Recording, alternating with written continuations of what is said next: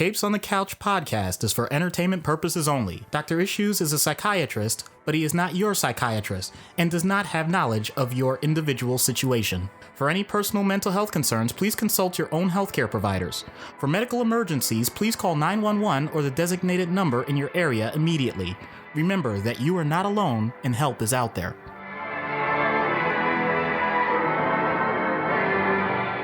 Hello and welcome to Capes on the Couch, where comics get counseling. I'm Anthony Sitko. And I'm Dr. Issues. This is issue number 90. We're expanding our big giant heads so we can match that of Uatu the Watcher, as suggested by Matt.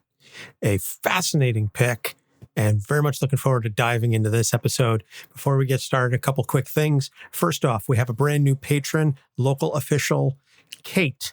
Kate from Ignorance Was Bliss.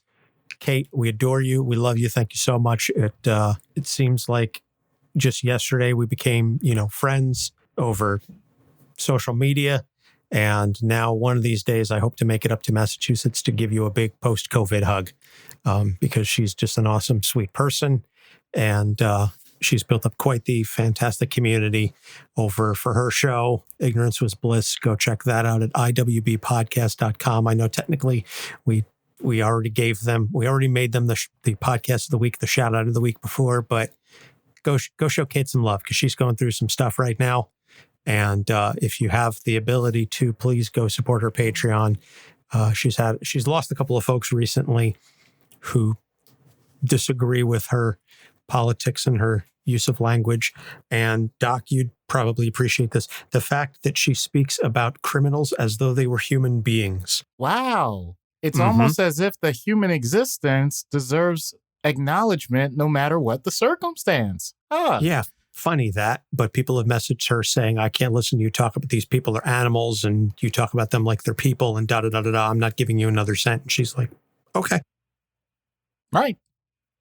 So, their loss, I suppose. So on brighter, happier notes, following up on last week's sort of announcement that the 100th episode is going to be an award show, we are, as of today, going live. We are accepting nominations from you, our faithful listeners and supporters, for a variety of categories. We've got favorite Marvel episode, favorite DC episode, favorite non-Big Two episode, favorite skit, worst vocal performance. And that's only by me. I don't want anybody nominating any of the fantastic and many guests that we've had. I solely want you to nominate me and the whatever strange ass accents I've done and different voices I've come up with over the 90 something episodes, whichever one really you go, Anthony, what the hell is that supposed to be? There's one or two of them that I'm thinking of. I don't want to name names, but if you're a longtime listener of the show, you know the ones I'm talking about. So there'll be a Google form. You submit the nominations. Whichever picks get the most nominees or the most nominations will be included in the final set. So that document will be open until August 31st. And then throughout the month of September, we will announce the formal list of nominees and the voting will be open. And you will have your opportunity to sound off in advance of the 100th episode. So that one should be shaping up to be quite the episode. Looking forward to that. Oh, yeah.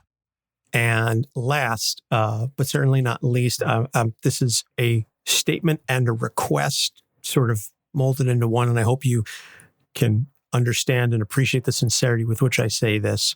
We are grateful that over the 2.5 years that we've been doing this show, that we have such a fantastic and engaged core group of listeners. And we do honestly, sincerely love each and every single one of you who tune in every week. And in particular, those patrons of ours, and even the handful of folks that I know that are highly engaged with the show, but are not necessarily able to maybe financially afford the patronage, but you engage with us. And we are so incredibly grateful for that.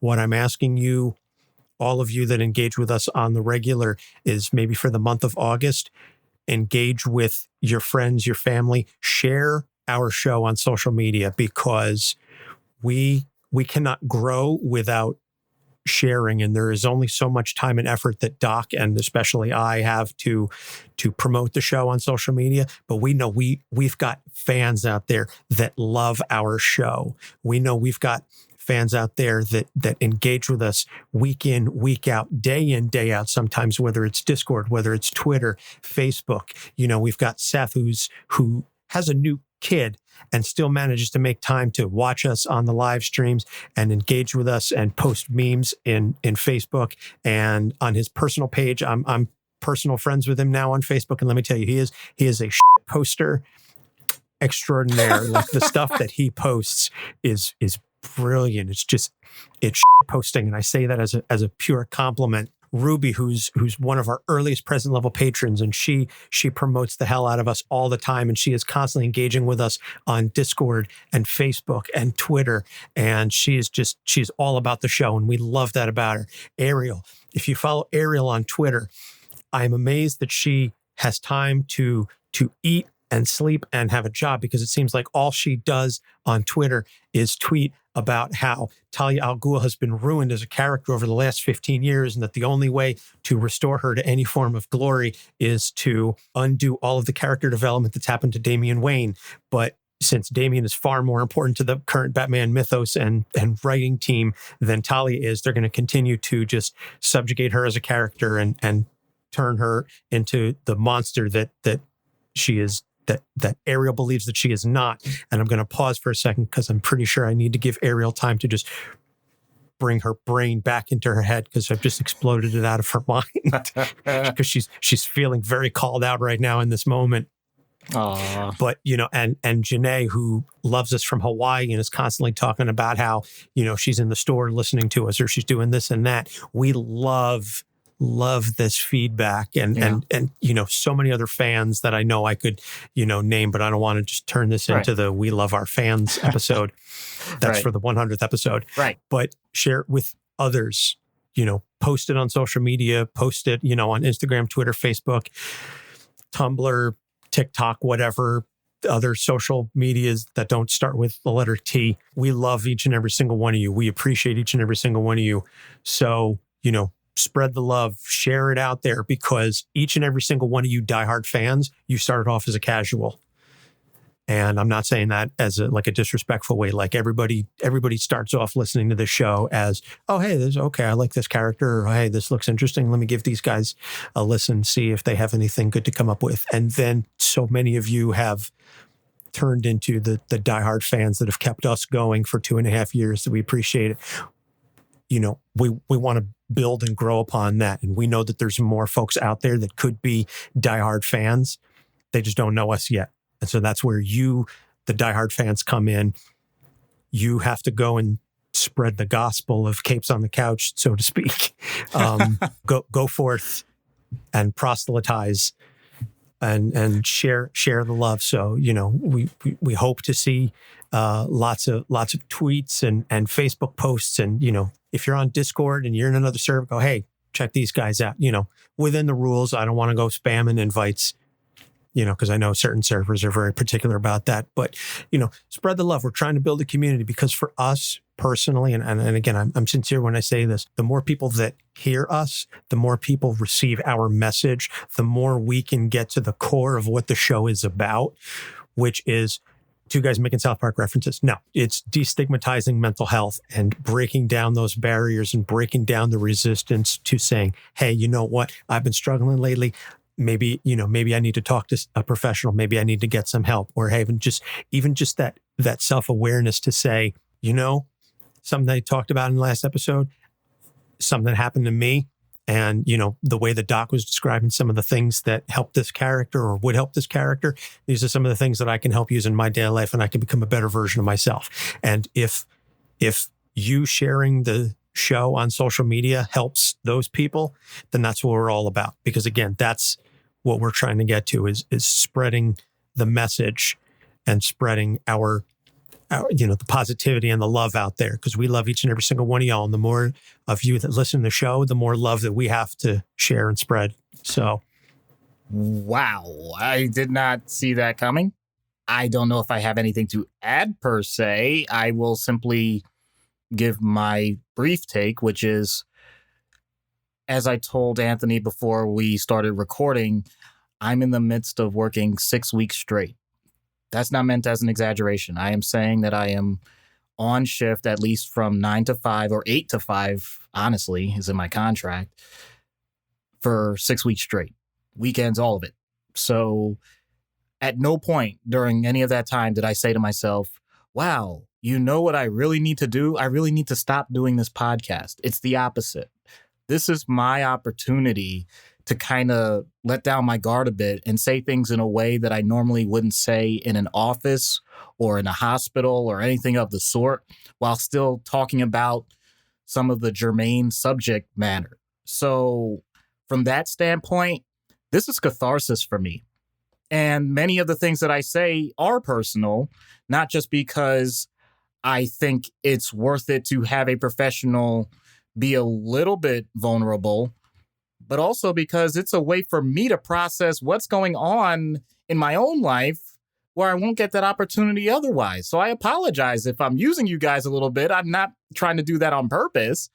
I am saying, though, that I know how valuable it is to feel like people respect you and are willing to take heed to what you're saying. And to be blunt, sometimes I'm not getting that from the patients I'm seeing because they don't want to be in the hospital at all. So what I say falls on deaf ears. But I know it's not falling on deaf ears if it's coming through this podcast. The fact that you're willing to give it the opportunity keeps me going. So if Anthony's willing to say that we're trying to destigmatize mental health, at times I feel like I'm trying to destigmatize myself, because sometimes psychiatrists get viewed as pariahs, the oddballs in the medical community. Well, I'm proud to say that I'm weird. I'm proud to say that I'm a little off base. And I'm glad that I'm able to share it in a space with people that pretty much fall into the same category, except we got put there because of liking comics. Well, guess what? Now it's one of the most popular things in history, and we're really riding that wave. So don't worry about being just a little weird. It works out in the end. Everybody's a little weird. It's just, it's about finding the safe space. And I'd like to think that we provide that for our fans and our supporters. And we appreciate all of you. And we just got a brand new person who just joined the Discord, Mother Sect Andy. So thank you for posting the stream to Twitter. First time live listener, but I loved the recorded stream last week about Reader. This is the best way to end the weekend. So, nice. Like literally as I'm talking about how awesome our fans are, we get another. So, all right, boom, like instant gratification. All right, so that's what I'm talking about. Yeah, so let's not disappoint. Let's get to. Well, we were reading and now we're watching. Yes, we were reading and now we are watching, like Uatu the Watcher. So created by the legends Stan Lee and Jack Kirby in Fantastic Four number 13, April 1963. First introduced as simply the Watcher. He lived on the blue area of the moon, and he introduced himself to the Fantastic Four, who discovered him when they landed there. And he is part of a nearly immortal race of beings. I say nearly immortal because, well, you'll find out why momentarily. Nearly immortal race of beings whose sole purpose was to observe civilizations. They made this vow of non-interference after introducing nuclear power to the planet Prosilicus, and the people of Prosilicus used the power to destroy one another. Sound familiar? Again, this is the 60s. There's nothing subtle about any of this. It is a Stan Lee story after all. Despite his vow of non-interference, he helped the Fantastic Four defeat Galactus by helping Johnny Storm find the ultimate nullifier, which, side note, I always thought just looked ridiculous, just the way it was drawn. It's this tiny little thing, but whatever. It's the only thing that can defeat Galactus. And Uatu said, I know I'm not supposed to intervene, but you need my help. So he was later put on trial by his own people after numerous violations of the vow. And I'm not going to get into that, but he was released on his own recognizance. Basically, every time Uatu shows up, one of two things happen. He either observes wordlessly and he's like, despite my presence, I cannot interfere, which worries the characters involved because they go, oh shit, Uatu's here. Something serious is going down. Or Uatu shows up and says, I know I'm not supposed to intervene, but I'm going to do it anyway. So he was kicked out of the Watchers after he disintegrated his own nephew, Aaron, who was called the Rogue Watcher. So you know he was bad if Aaron is considered the Rogue Watcher. And Uatu used his energy to revive the One, who was basically their leader.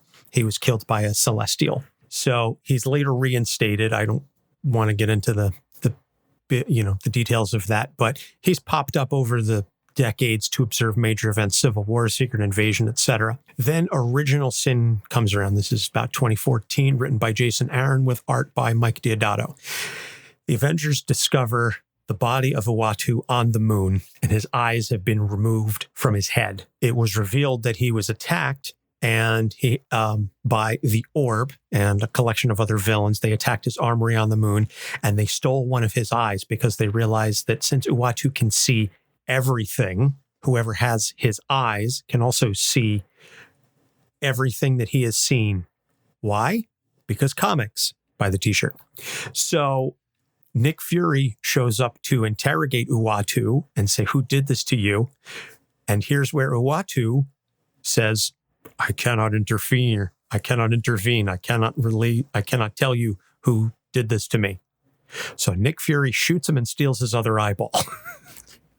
And then Nick Fury ends up being one of the people leading the team of investigators to go, all right, we have to figure out who did this. That's what Nick Fury did. And this is OG Nick Fury, the white Nick Fury. This was their way of basically going, and now we're just going to move Nick Fury off onto the... So long story short, Nick Fury becomes the new Watcher. Wow. So now he's on the moon, and this now allows them to put Nick Fury Jr., Black Nick Fury, Ultimate Nick Fury in. So because synergy, because everybody at that point was reading the comics going, but Nick Fury is black. Well, not in 616. Yeah. Nick Fury is white. Yep. He looks like David Hasselhoff. Now, so the issues, and again, I mean, Uatu has been around for decades, but again, literally every time he shows up, it's either to observe or to interfere. That's it. And I don't think he's been seen since Original Sin when he was killed. So I'm sure at some point he'll get resurrected again because comics. But the issues. So Matt, our present level patron who suggested Uatu, said his primary thing is he's an addict. He is addicted to interfering. That he lays off the sauce for a while and he shows up and he's like, no, I'll be hands off this time. I'm just going to observe. And then he sticks his nose in it again. He's addicted to interfering. Okay. So he wanted to get Doc's take on treating Uatu first and foremost as an addict. Fair enough. The idea of addiction implies that he's lost a sense of control. I love the idea of saying he laid off the sauce for a bit, because when someone has something that is either biologically, physiologically known as an addiction, it means that their body suffers a reaction if they are not doing the thing or exposed to the chemical that is absolutely necessary to relieve the tension. So you could picture the anticipation. There's so many stages to this, but starting with the anticipation, the idea that something is going to happen that will lead to the downfall. We see this in literature a lot anyway, but putting it in addiction terms, it's the same thing.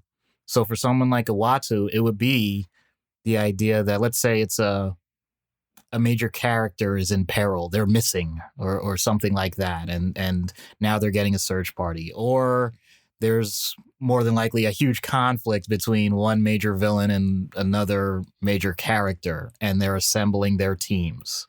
Or it's two, quote unquote, good guy teams, so Avengers versus X-Men, whatever. I'm just giving examples. The point is, you have that antecedent, you have that initial point that something is now made available to the person. I'm going to level with you. There's no such thing as absolute willpower. So if someone is addicted to a substance and you put it in front of them, there is a very good chance that they're going to use it. If someone is used to doing an act and you give them all of the tools necessary for that act, it doesn't have to be drugs, then there is a good chance they're going to do it. If it's pornography, if it's gambling, and I'm going to date myself. If you gave someone with a gambling addiction the betting sheet, they more than likely would start trying to call their bookie and place a bet. So that's a major part to this. Then from there, it becomes the idea that many addicts do, which is, I can do this exactly one time because I'm like everybody else. And if I do it this one time, it doesn't mean it's a problem. It's a false sense of security. Let's say this person, whatever the addiction is, hasn't had any actual use or exposure in even a few years. They may start to think that they can create a pattern for themselves that would be considered quote unquote normal. Well, I'm going to use alcohol only because it's something that many people relate to. One is too many and 1,000 is never enough. That seems to be the way many of these addictions go. So the idea that you can just do something once and stop is not always realistic. So someone like Uatu, who is used to watching over and over and over and over and over and over and over and over and over and over, and you can include as many overs as you want because he's been around for so long. At some point, be it that particular event or something that reminds him of another time where he intervened, it's going to rekindle those neurons and he's going to do it. It's at this point, it's happened. Even when the event hasn't happened itself, just the fact that he's thinking that way has pretty much set it in motion. And then from there, after the person has relapsed, there's the usual emotional reaction to it. And believe it or not, it's not usually good after the initial time. Like the first time the person, once again, has that, dare I say, sometimes delusional thought that, oh, this will be the only time. But then when it happens again and again and again, then often shame and guilt come into play. So then from there, it becomes the natural reaction of what do you do with that shame and guilt? You want to get rid of it. How do you usually get rid of it? You need to recreate that surge of dopamine because dopamine is considered, quote unquote, the pleasure chemical in our brains. And what triggers that? Oh, the thing that you're addicted to. Oh, yeah, I see where this goes. So it's its own cycle. And unfortunately, without intervention for many people, it'll just keep going that way. Now, imagine someone like Uatu who, while he may not be the top of the food chain within his own sect, he's pretty high up in terms of just his overall existence. So it's kind of hard for someone like him to just automatically take advice or words from anybody else. It would be like your own boss who secretly seems to have some form of addiction, but because they're the ones that sign your checks, you don't just automatically call them out on it. So from that standpoint, they have this ability to kind of finagle their way through life. And not everybody seems to either notice because they're not close to them because they don't allow it, or the people that do know it, they don't want to put themselves at risk. So it's something that comes up in like a later eulogy or biography or something where they call them, once again, not trying to use too many colloquialisms, but the closet alcoholic or the secret person that had this extra thing on the side that nobody knew about. And I'm not going to lie, there are plenty of people that live their whole lives that way, but it creates a lot of angst. And for many therapists, it's the type of thing that never leaves the office. So someone like Uatu is pretty much primed for that. So I appreciate that analogy by Matt. Yeah, not too much more I can add to that. So let's just move on to the second issue. And this is something that we alluded to briefly a little bit in the background, but it's repeating the sins of the father, because we referenced the fact that the Watchers presented nuclear power to the planet Basilicus. Uatu's father, Ikor, was the one who made that determination. He was in a disagreement with, I believe it was his brother. Ikor's brother said, let's not introduce it to these people and let's just see what happens. But I don't think this is going to go well. And Ikor says, no, we have this wonderful gift that we've been able to utilize because the Watchers lived in a utopia where there was no crime, no greed, no anything. And Ikor said, we can share this with them and then they will elevate their civilization and they can join us. And again, as I said, it didn't go well. And so the Watchers came back to visit Basilicus and they saw that everything had been laid to waste. And those few who were remaining cursed the Watchers and said, you did this to us. You know, we were happy, we were fine until you gave us this power. And now we've destroyed ourselves. So we blame you for this.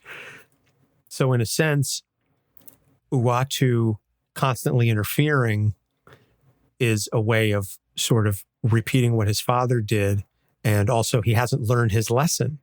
He hasn't learned that the whole reason that the Watchers became the Watchers was to avoid this in the first place.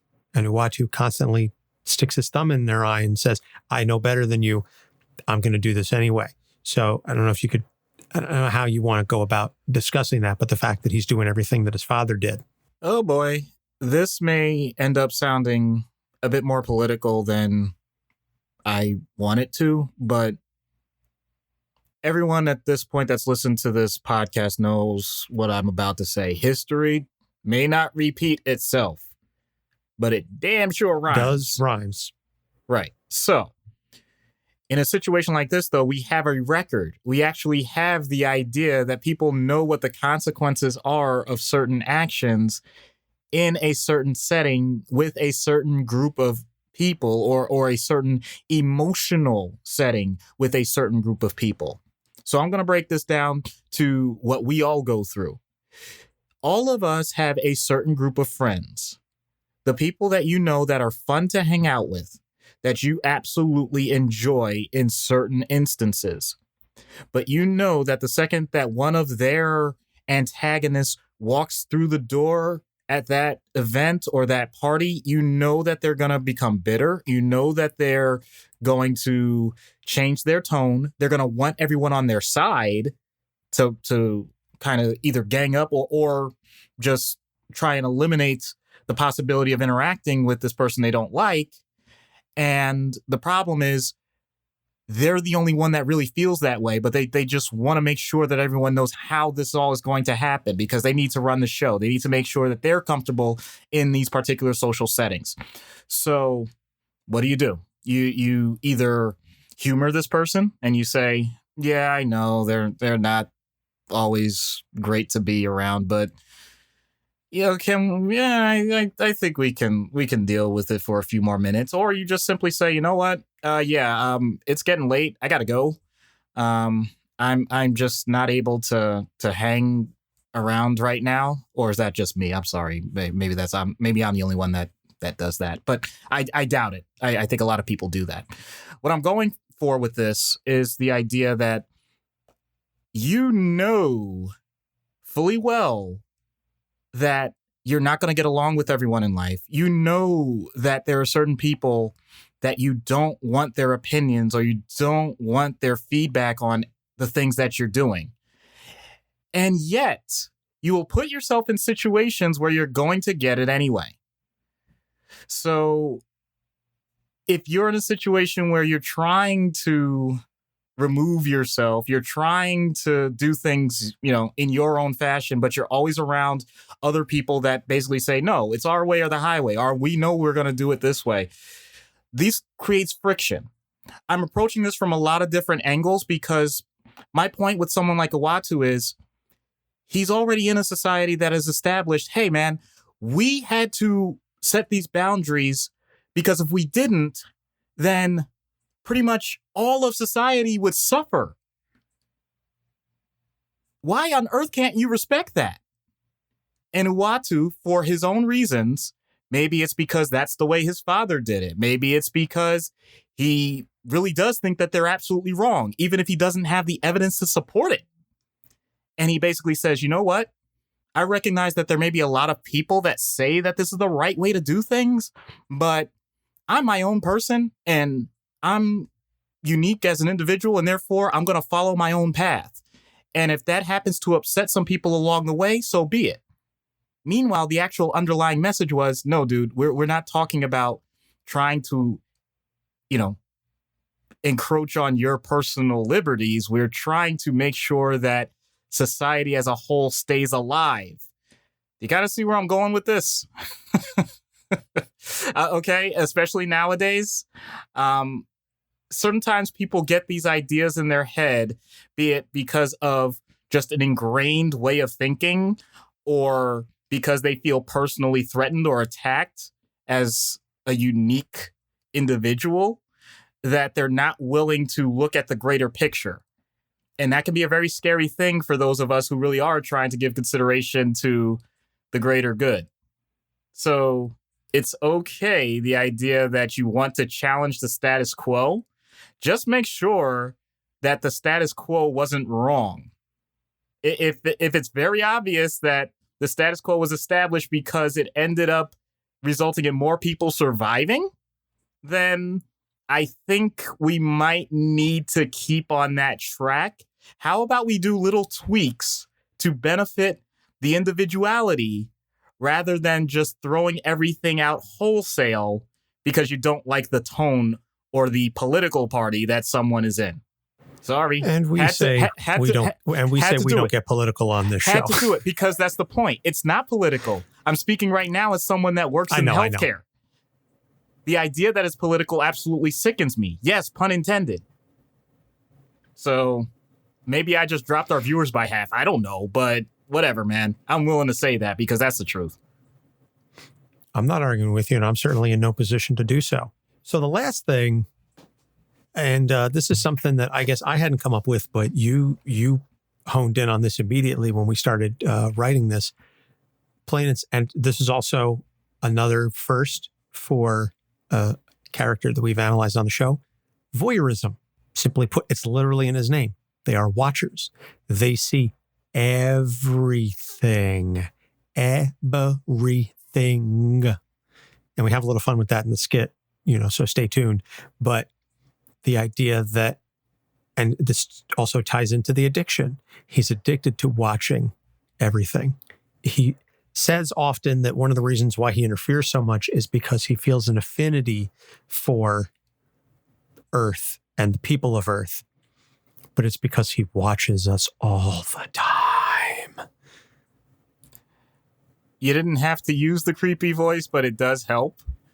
No, I had to use the creepy voice. The whole point... I always feel like somebody's watching me. And he's up there on the moon. Oh. Michael Jackson never got credit for that line in that song. Just saying. What are you talking about? Every time I went on Kazaa to download it, it was always Michael Jackson. Somebody's watching me. Well, yeah, of course, because that's the way they always did it with Kazaa. LimeWire. Oh, my God. Bear share. We'll talk about dating ourselves. Yeah. Anyway, to get back to appropriate legal things, we're going to talk about people's fetishes and sex. So the whole point of this is voyeurism specifically is about the idea of getting stimulation and sexual excitement from watching people.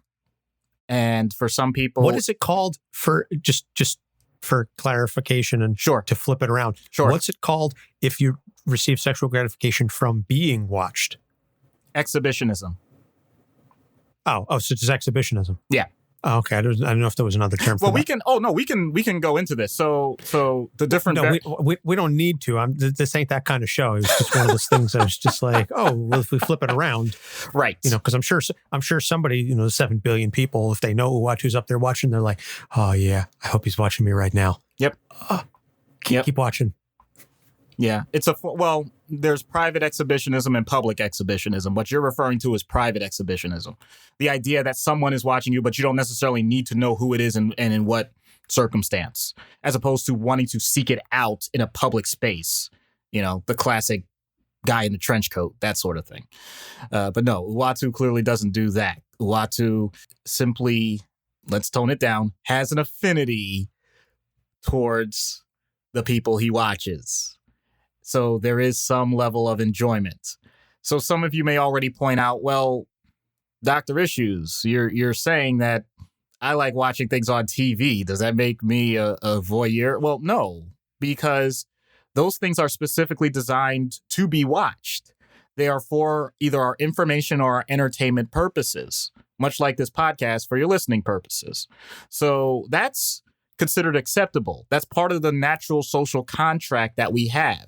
If you are doing something for public consumption and acknowledge it as such, anybody is allowed to watch it in general, unless you decide that you're going to make it private. Once you make something private, the idea is that either you're going to say it's 100% private and therefore nobody has access to it, or only a few people that you select on your terms are going to witness it. A voyeur is a person who disregards that consideration of the social contract. They don't care about the privacy per se. However they are able to witness something, they are willing to do it because it provides a level of gratification. I know I started off by saying that it's a sexual thing, but it doesn't have to be per se in the moment. The person can be trying to develop, I forgot which comedian said this, they're trying to develop their own highlight reel so that even in future circumstances, they're able to recall these moments and just the excitement of what they've witnessed can provide the same pleasure. Now, having said that, that leads to all sorts of different avenues that this can go down. In other words, is this a person that has gone so far to set up video cameras so that they can see things in public places? Is this a person that is a stalker and actually looks at their neighbors, et cetera, et cetera? Is this a person that tries to hide just so that they can see things in bathrooms? These are all things that I know sound scary, and to be blunt, they really can be. But also, it can be people that simply talk about the idea of all of this and never act on it.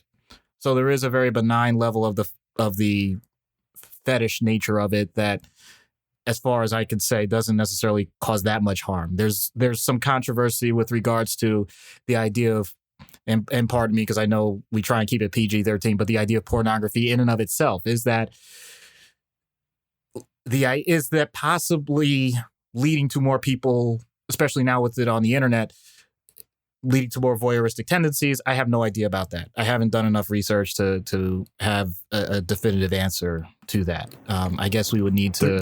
There's such a joke there about you doing research on that, but I'll leave it alone. Well, good, because I leave it alone too. Boom. Boom.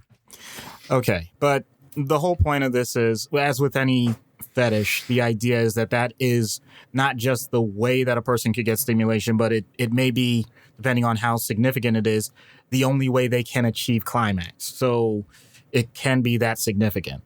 I have no clue where Uatu is on the spectrum. I'm not going to speculate because I don't really need that Rule 34 crap in my life, okay? I know. I just had to explain that to a friend the other day. Yeah. Well, hey. That's an internet trope, people. If you don't know it, you can look it up. I wouldn't recommend looking it up. I'll have it in the show notes. Don't worry. Yeah. Well, just have the idea in the show notes. Don't go further than that. I'm going to have the definition in the show notes. I'm not putting examples. Thank you. Much appreciated. No examples. No. Much appreciated. But there's another part to this. If the person that's doing it is caught, hell to pay. Obviously, there's been many legal problems related to this. It can devastate the person that is the victim. So I'm not advocating it. I just want to make sure that people are aware it exists. So to each their own when it comes to their privacy, as long as people aren't getting hurt. But once you go beyond that realm, I'll be honest, I have very little sympathy for you. Yeah. It's all consenting adults. Have fun. As soon as you cross that consent barrier, though, that's where things go wrong. Oh, and I'm just going to go ahead then and take this opportunity. So you might be thinking, well, Doc, what does that mean? What is when you say consent? I mean that when a person of adult age makes it very clear their intention to act or not act in a sexual manner. And if you have to guess or you have to wonder what that is, then the answer was no. Let's just make that clear. All right. Thank you. Yeah. If there's any ambiguity, the default is no. Consent must be affirmative. And children cannot consent. Just another point. Thank you. Legally, mentally, emotionally, and all that jazz. Yep. We're not going to get down. Boy, this took a dark turn. But such is life.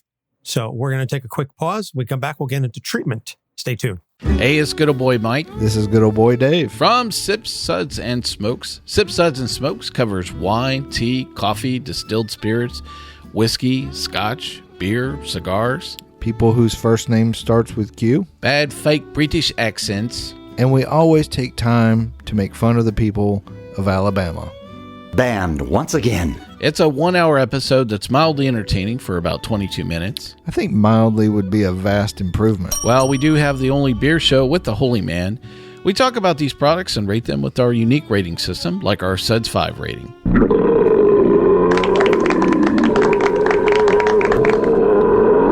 Do you really have something better to do with your life for an hour than actually listen to this show? Well, don't make them think about it. Well, join us on this radio station, podcast network, or via our Android app.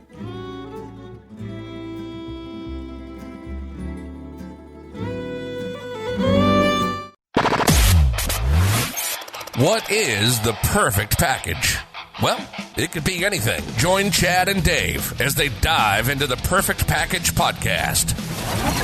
From the perfect first date to the perfect Old West gang. I knew it was coming. I was like, where's my Hateful Eight pick from him? Damn right. Of course it's going to be in there. Each episode, Chad and Dave get 5 picks to create the perfect package. Then, it's up to the listeners to decide who will win each episode of the Perfect Package podcast. So get ready to explore everything from road trips to bank heists. All right, I felt like we're on dark. Yeah, because I thought this was a normal heist. We might be breaking into like a hospital to steal our heart right now. The Perfect Package podcast is full of laughs, some healthy competition, and a side of interesting tidbits. Available wherever you get your podcasts. Hi, I'm Howard Mackey, and this is Capes on the Couch. And we're back. So treatment for Uatu the Watcher. Now, here, before we get into treatment, as I'm sure you've thought about this, my question is, it's his job. So how do you balance that? Mm-hmm. What he needs to do versus going over the line? How do you make that determination? Yeah. That's why you're the professional and I'm not. And go. Right. So from that standpoint, I think he needs to go on a vision diet. And what I mean by that is, I know. You can give that perplexed look, as you should. This is a situation, because I know I mentioned before the idea that for someone with an addiction, once is too many and 1,000 is never enough. Well, here's the problem. We don't live in a perfect world and we don't live in a vacuum. So if Uatu is going to watch, no different than when someone has an addiction, there's been plenty of research to show that substitution therapy, making sure that people have harm reduction, clean needles, things that people don't like to talk about, it's actually been shown to be effective overall. So with someone like Uatu, it's basically the equivalent of, do you remember the V-chip for TVs? Of course I remember the V-chip. Okay, well. I mean, some of our younger folks may not. Well, I'm going to create the U-chip, the Uatu chip. You have to have a limit. We understand that it's part of your job to watch, but guess what? You're going to be on the shift. You're going to be on the clock, man. You're going to get a certain amount of time, and when your time is up, it's up. No ifs, ands, or buts about it. It results in harm reduction because he's going to have a set amount of time that he knows he's going to get the stimulus and reward without going so far as to constantly be bombarded with the temptation to go further. Now, is that going to work in the long run? I don't know. I haven't been in that circumstance to deal with this powerful being that can watch everything. But it's at least a way to start. Because if I tried cold turkey with him, I'm no different than Nick Fury or anybody else trying to just take his eyes out. That's not fair to the guy. So I'm going to temper it. You know, I think that would work. I think it's a variation of the term is door in the face technique. In other words, Uatu, I'm not going to kill you and steal your eye, but I am going to limit the time that you watch. Is that an acceptable alternative? And I think he would take that. And yes, I know, as I talk about it, I keep thinking to myself, this is the type of thing that ends up on a meme board so quickly, but whatever. So the U-chip, it's an interesting take on the in-universe treatment. Now, out of universe, this is one of those characters that I don't know how exactly we're going to be able to translate. Oh, I got it. Oh, you do?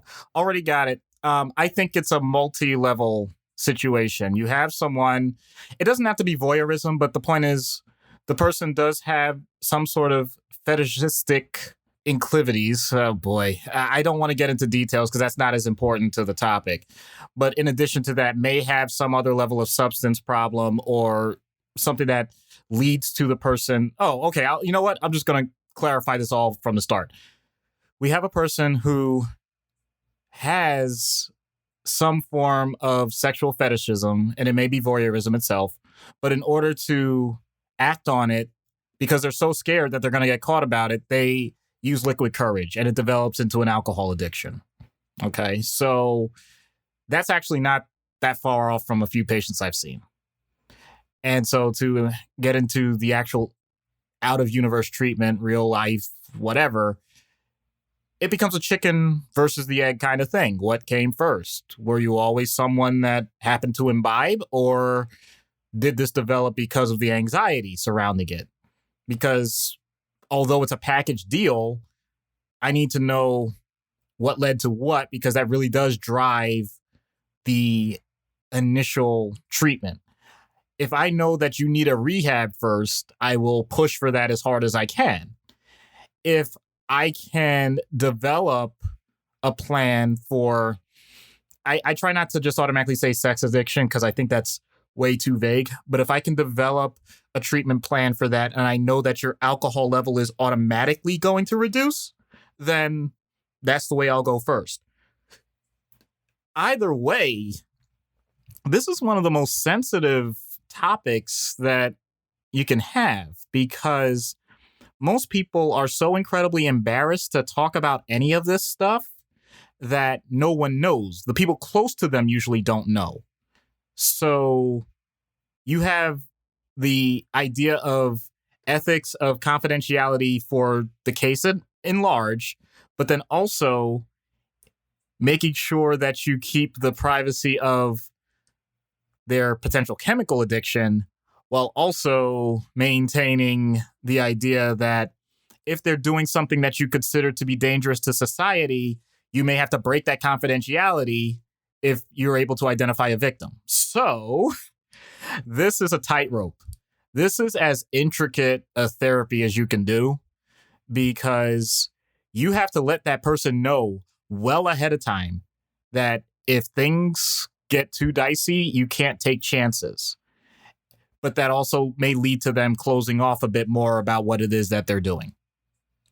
So this is the type of thing where the person may go through multiple therapists.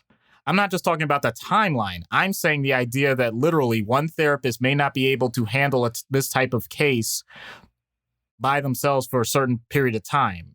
They're not just going to be looking for supervision. They're probably going to be looking for potential handoffs at some point, making it time limited for themselves, because otherwise just through natural human interaction, things may get too comfortable in the sessions. In other words, I need to be on my guard. I can't just automatically, while I accept the person, I can't automatically accept the behavior if it's a problem. And as you get to know someone, there's a difference between accepting a quirk and accepting something that's potentially dangerous. And if you talk to that person about those intimate things on a daily, not daily, I apologize, on a weekly or whatever the schedule is for the therapy. On a regular basis, then there is the risk that you, quote unquote, normalize it a bit much. So I actually have a very disturbing story about that I'm not going to get into here, but I've seen it taken to extremes, and that person lost their license. So, wow. Yeah. Well, it's been a while since we've discussed the idea of having to utilize multiple professionals for a particular individual for a number of reasons. I recall that when we did the Joker, we talked about having to use a rotating team to avoid burnout, but also to give a level of protection and buffering amongst all of the various professionals so that no one person was having to handle everything by themselves. So I think that, it's an interesting idea, and certainly not one that we've brought up in a while, is the idea of having to rotate professionals. But I think in this particular instance, it certainly would be helpful. So this is going to be a different locale for this session. So let's see what happens when we travel to the blue area of the moon and get Uatu the Watcher on Dr. Issues' couch. Hello, Uatu. I'm Dr. Issues. Greetings, Doctor. Thank you for agreeing to meet me here. It's not like I had much of a choice. You kind of teleported me to the blue area of the moon. This is much more spacious than your office and provides me the comfort level I require in order to be truthful. Well, as unorthodox as this is, it is important for you to be comfortable, and honesty is an integral part of this process. I have seen all of your sessions with your previous patients. I understand how this process works. Wait, you spied on my confidential sessions? That's highly unethical. I am the Watcher. I see all. Even your most private moments are not hidden from my view. That's just creepy. Never mind your comfort level, now I'm the one who's uncomfortable. May I interest you in a beverage? The difference in atmosphere on the moon increases the potency of many libations. It could help alleviate your anxiety. If you've watched me my entire life, you know I don't drink during a session. Forgive me. I was merely trying to be hospitable. A chair's all I need. Now, if you're asking for my help, I need to focus on your motivation for what you do. My very existence is my motivation. I have no need for other matters besides what is shown before me. Yeah, about that, there are plenty of people, sentient creatures, aliens, that would really object to what you do. How so? Well, much of what a person does is not meant for public consumption. We're not on stage all the time. That's the point of private rehearsals. I just realized none of this means anything to you, does it? No, but I have been able to see what you are referencing when you are all watching each other yelling insults at each other through your own vision screens. Ah, the trashy TV soaps, huh? Well, I wouldn't say that's the best representation of life as we know it. I was referring to your news and political debates. Ouch. Anyway, it seems like you do this incessantly. When do you stop? I have no need. Well, just humor me here. What would happen if someone watched you? Like, right now? Is that a challenge? Are you trying to test my ability to adapt my own pattern of awareness to watch myself from another realm? A realm within a realm? Are you truly utilizing a form of therapy that I have not seen you use with any other session, specifically to change my perspective? That really wasn't my first thought, but let's go with it. Imagine in that realm within a... whatever. But okay, let's say you wanted to be alone. I am. Then picture that you're trying to do something away from the watchful eye of someone that you don't know. How is that possible? I have seen everyone. make someone up then. Your own idea of someone that you hold special to you and you don't want anyone else to know because it's your special relationship. Like the times I have observed intercourse. Okay. Your intercourse. That is absolutely not what I was referencing, and I think I should be leaving if that's where this is headed. Do not worry. I believe that is not considered vital to the record, and your actions will not be included in the great timeline. Even your attempts at confidentiality come across as insults. I don't think you're comprehending how frightening your style is to those you watch. Oh, many a human has told me they are worried my presence is foreboding. Do you think that your presence impacts the situation?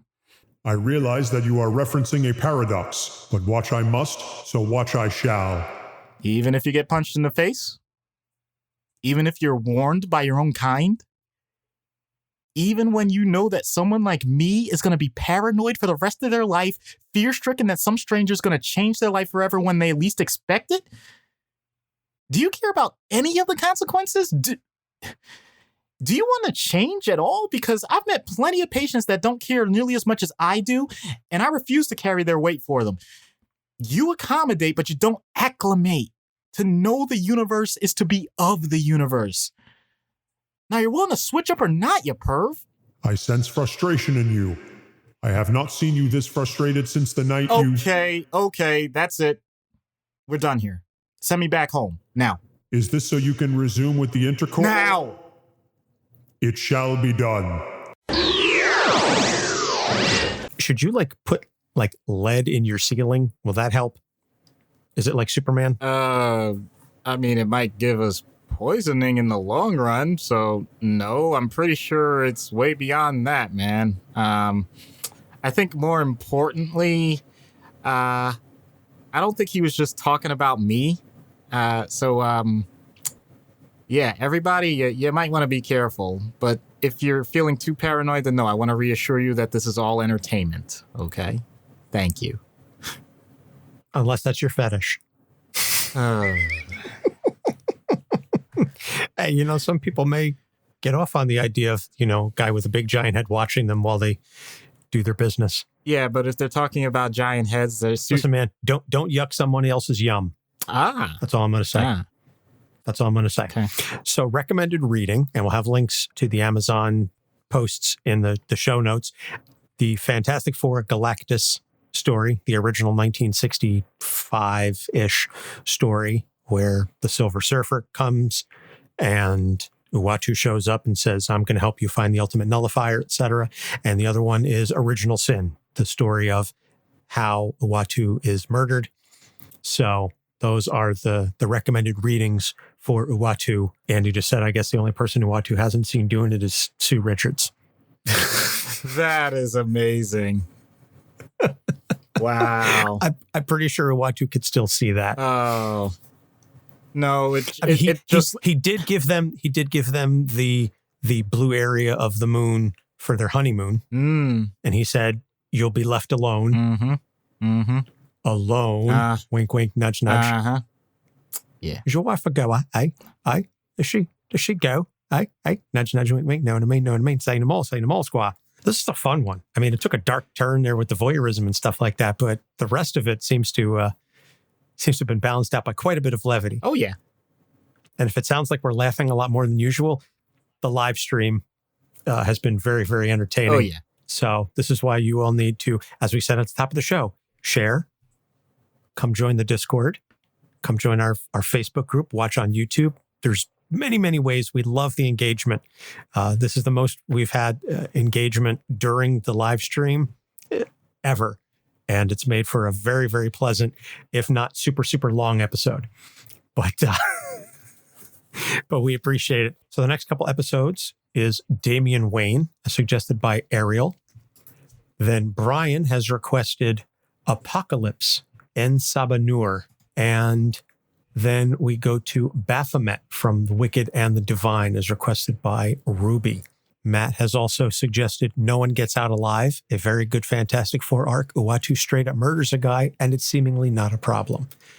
So we'll have links to that in the show notes as well. Nice. So we'll definitely check that out. As always, you can find all our episodes on our website, capesonthecouch.live. We are on Facebook, Instagram, and Twitter at Capes on the Couch. We have a Discord, tinyurl.com/capes, Discord, capital C, capital D.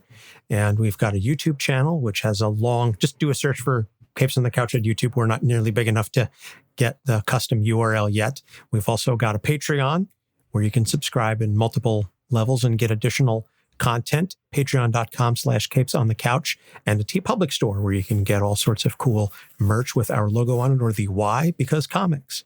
So, and as we said at the top of the show, go to our website. We'll have a separate link that will have the Google Doc where you can submit nominations for the various categories for the award show that we'll be having for our 100th episode, which will also be an AMA. So we'll have the award show, an AMA. It's going to be very fan-driven, fan engagement. We love and appreciate every single one of you, especially the folks that are engaging with us right now during the live stream, making it very, very entertaining. Oh, yeah. Go to the Discord and check out some of the stuff that's in there. It's pretty damn funny. So, Doc, your closing words, if you will. Every breath you take, every move you make, every bond you break, every step you take, I'll be watching you. There you go. Please don't sue us. That's why it's only two. Please don't sue us, the police. That's why it's only 2 bars. That's it. There you go. That's it. Otherwise, yeah, we don't need the police showing up. The real or the band. But for Doc Issues, I'm Anthony Sitko. Thank you so much for listening. We'll see you next week. Capes on the Couch podcast is for entertainment purposes only. Dr. Issues is a psychiatrist, but he is not your psychiatrist and does not have knowledge of your individual situation. For any personal mental health concerns, please consult your own healthcare providers. For medical emergencies, please call 911 or the designated number in your area immediately. Remember that you are not alone and help is out there.